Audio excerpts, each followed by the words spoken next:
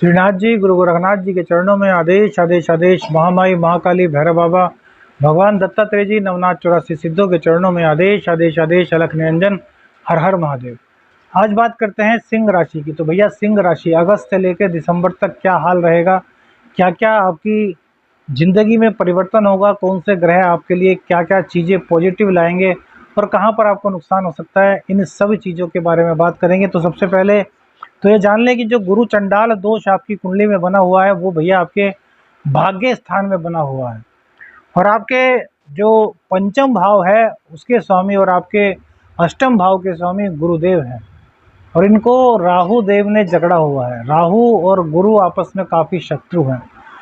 तो भैया इनके कारण आपको काफ़ी दिक्कत का सामना करना पड़ रहा होगा। सबसे पहली बात, नवम भाव में गुरु चंडाल दोष का बनना पिताजी की सेहत खराब कराता है, पिताजी से संबंध अच्छे नहीं कराता, और भैया दशा काफ़ी खराब हो तो ऐसे में पिताजी का साथ छूट भी जाता है। देखिए जाना तो सबको है, लेकिन परिस्थितियां कुछ ग्रहों के कारण ऐसी बने तो दिक्कत होती है। हालांकि समय सबका आता है, आपको भी जाना है, हमको भी जाना है, किसी को भी यहाँ परमानेंट नहीं रहना। लेकिन गुरु चंडाल दोष के कारण सिंह राशि वालों के साथ इस तरह की दिक्कतें बन रही हैं। तो भैया पिता का असम्मान आपको किसी भी हालत में नहीं करना है, बहस किसी से भी बिल्कुल नहीं करने। आजकल आप देख रहे होंगे कि आपका कुछ एटीट्यूड अलग ही हो गया है। जो आपके अपने थे आप उनसे ही कुछ दूरियां बना रहे हैं और सोचते हैं कि वो लोग हमें प्रीफरेंस दें जिनको कि आप प्रीफरेंस नहीं देना चाह रहे।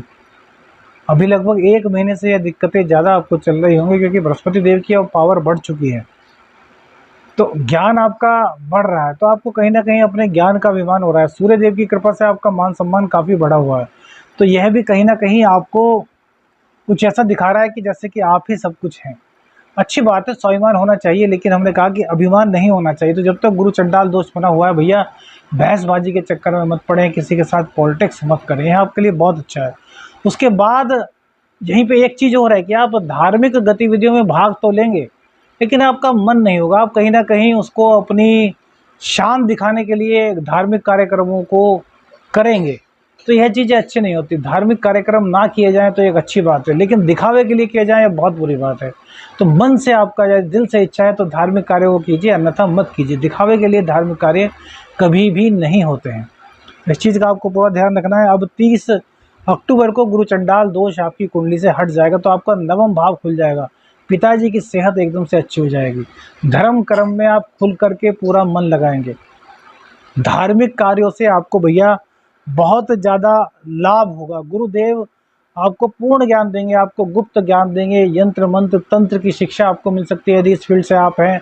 गुरु का सानिध्य आपको प्राप्त होगा, कहीं ना कहीं आकस्मिक रूप से धन भी आपको मिलेगा, आपका ज्ञान एकदम बढ़ जाएगा। जो प्रेम संबंधों में आपके ब्रेक लग गया था वो ब्रेक हट जाएगा। जो प्रेम संबंध, जो प्रेमी आपका है, प्रेमिका थी जो आपको छोड़ करके जा चुके हैं या उन्होंने दूरी बना ली है, वो दोबारा से आपके पास लौटना शुरू कर देंगे।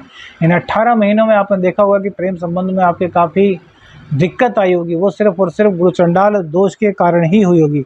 आपको ज्ञान की क्या बोलते हैं अनुभूति होगी, ज्ञान आपके रग रग में बसेगा, आत्मा की आवाज़ को आप सुन पाएंगे। पिताजी की जितना सेवा करेंगे भैया उतना ही आपका ज्ञान बढ़ेगा और उतना ही आपका भाग्य जो है वो मजबूत होगा, भाग्य आपका सौभाग्य में बदल जाएगा। अब सिंह राशि में जो सूर्य देव होते हैं भैया वो इस राशि के स्वामी होते हैं, तो सूर्य देव का परिवर्तन हम कैसे छोड़ सकते हैं। तो अभी की बात करें अगस्त में, तो सूर्य देव फिलहाल कर्क राशि में आपके 12वें भाव में रहेंगे, तो यह कहीं ना कहीं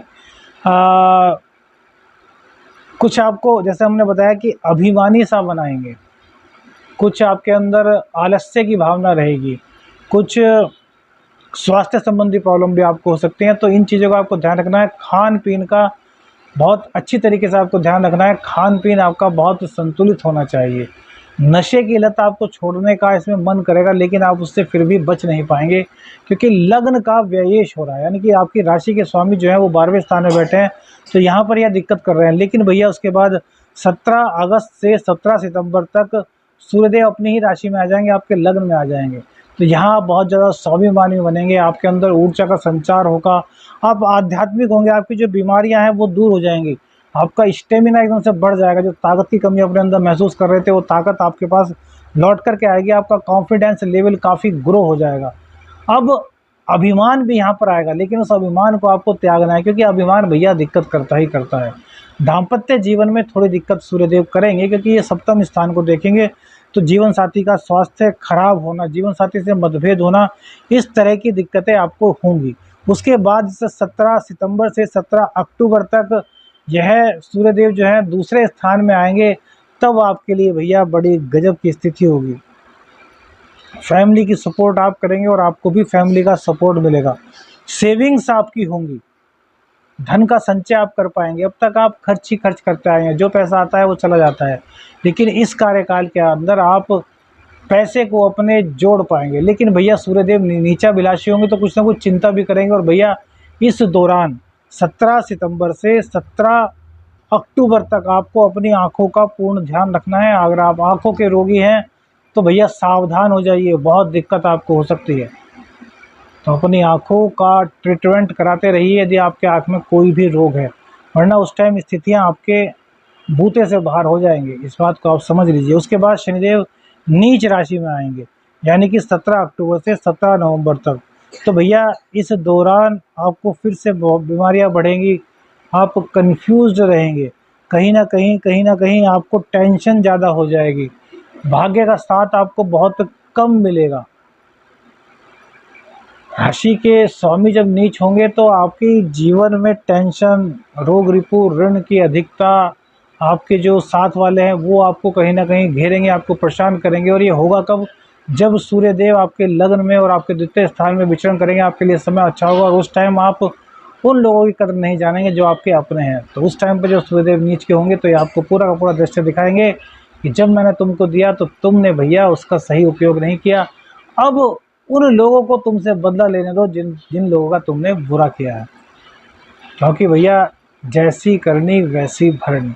दोनों पक्ष आपको बड़े खुल करके बताए हैं। आप सावधान रहेंगे तो जीवन को इस जो सूर्यदेव का निचत्व काल होगा, इसको भी बड़े आराम से निकाल पाएंगे यदि आप चीज़ों पर ध्यान देते हैं, कद्र करते हैं, भावनाओं को किसी की ठेस नहीं पहुंचाते। इसके बाद जो राहु देवता है वो 30 अक्टूबर को जब चेंज होंगे तो भैया वो अष्टम स्थान में आ जाएंगे। अष्टम स्थान में आने से आपके ज्ञान विज्ञान में वृद्धि होगी। जो रिसर्च से जुड़े हुए लोग हैं उनको बहुत ज़्यादा सफलता मिलेगी। धन कहीं ना कहीं खर्च तो होगा, लेकिन भैया वो आपके अपने ज्ञान पर, आपकी अपनी कला पर, या फिर अपने सिद्धियों को जगाने पर, अपने धार्मिक कृत्यों पर, धार्मिक यात्राओं पर खर्च होगा। तो उसको अपव्यय नहीं कहा सकता, क्योंकि धन देने वाले गुरुदेव हैं जो कि आपके ज्ञान भाव को बढ़ा करके आपको धन देने वाले हैं। बृहस्पति देव और राहु का गुरु चंडाल दोष 30 अक्टूबर को समाप्त हो रहा है। अब शनि देव भी मार्गी हो जाएंगे 4 नवंबर को। मूल त्रिकोण राशि में है सिंह राशि के लिए, कंटक शनि भी इसको कहा सकता है। लेकिन मूल त्रिकोण राशि में रहने के कारण भैया यह आपको ज़्यादा दिक्कत नहीं कर रहे होंगे यदि आपकी कुंडली में शनिदेव शत्रु राशि में नहीं है, नीच राशि में नहीं है, या फिर ये पीड़ित नहीं है, तो आपके लिए अच्छा ही कर रहे होंगे। लेकिन अभी ये वक्री हो चुके हैं, छठे, सातवें, आठवें तीनों का फल दे रहे हैं, तो संघर्ष भी आपका बढ़ा रहे होंगे, बेमतलब की टेंशन भी आपको डाल रखा होगा। लेकिन जब ये मार्गी हो जाएंगे 4 नवंबर में तो भैया आपको अच्छा रिजल्ट देंगे, और ज़्यादा आपको अच्छा रिजल्ट देंगे। आपकी डेली इनकम जो रुक गई थी वो अब होनी शुरू हो जाएगी। अभी तक शादी को लेकर परेशान थे तो भैया रिश्ता आपका आना शुरू हो जाएगा, रिश्ता आपका करा देंगे, शादी तय आपकी करा देंगे। प्रेम संबंधों में आप थे तो प्रेम विवाह के योग ये बनाएंगे। अब तक कुल मिलाकर के आपके लिए बहुत ही अच्छा करेंगे। आपका गुप्त ज्ञान बढ़ जाएगा, आपकी सिक्स्थ सेंस जागृत हो जाएगी। जो खोज के क्षेत्र से जुड़े हुए लोग हैं उनके लिए बहुत अच्छा यह गोचर रहेगा। केतु देव का गोचर द्वितीय स्थान में होगा तो आपको चतुर बना देंगे। चतुर तो वैसे आप हैं ही, चतुराई और बढ़ जाएगी। उपाय क्या करें? सूर्यदेव के मंत्र का जाप आपको करना है, सूर्यदेव को रोजाना घी अर्पित करना है। चंद्रदेव का मंत्र जाप करें या शिव तांडव स्तोत्र का रोजाना आपको पाठ करना होगा। इसके अलावा सुंदरकांड का पाठ मंगल शनिवार में करें, और यह नहीं कर सकते तो रोजाना कम से कम 7 बार आपको हनुमान चालीसा का पाठ करना चाहिए। जितने आपकी कुंडली में दुष्कर योग बनेंगे वो सब इन उपायों से दूर हो जाएंगे। आदेश आदेश अलख निरंजन। हर हर महादेव।